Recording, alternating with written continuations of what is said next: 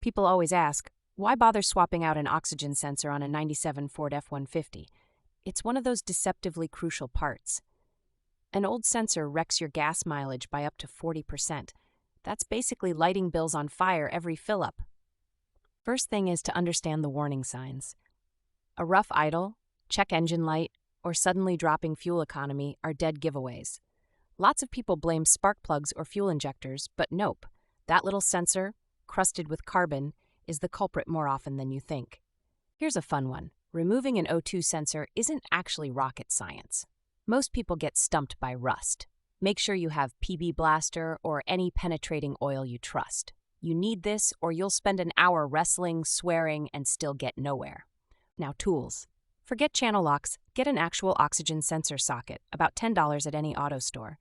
Regular sockets won't work because of the wire. It's one of those right tool for the job or you hate your life situations.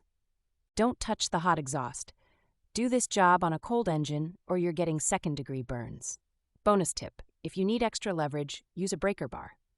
But if you snap it off, you're in for a world of pain, drilling and extracting.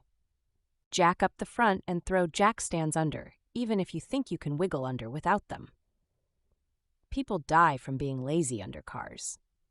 You need space, especially if you have a dad bod like me that's gotten comfortable in his 40s. Your 1997 F-150 usually has 2 or 4 sensors, pre-cat and post-cat. The bank 1 sensor, up by the manifold, is the common offender. Look for the chunky wire plugged into the exhaust pipe, usually caked in a decade of Portland road grime. Unplug the old sensor first. There might be a little red or gray locking tab. Push it back, wiggle the connector loose, don't yank by the wires. Every time I skip this, an hour of swearing follows, plus a trip to the parts store for a new harness. Now, soak the sensor threads with penetrating oil. I usually let it sit for 15 minutes. If you don't, you'll feel like you're arm wrestling Henry Ford himself. Spin counterclockwise with your sensor socket. If it creaks but doesn't budge, hit it with a rubber mallet. Modern replacement sensors come with anti-seize on the threads, but if yours didn't, add some. Just a tiny bit. You want it to come out again in another 100,000 miles, not fuse with the pipe like a medieval torture device. Thread the new sensor in by hand first, then snug it down with your socket. Don't cross-thread, don't overdo it. Tighten until it's secure, not gorilla tight. Plug the connector back in until you hear a click. If you miss this, your F-150 will throw a code instantly. Last step is clearing that stubborn check engine light. Disconnect the battery for 5 minutes or use a cheap OBD2 reader. Pro tip, the light turning off is instant closure.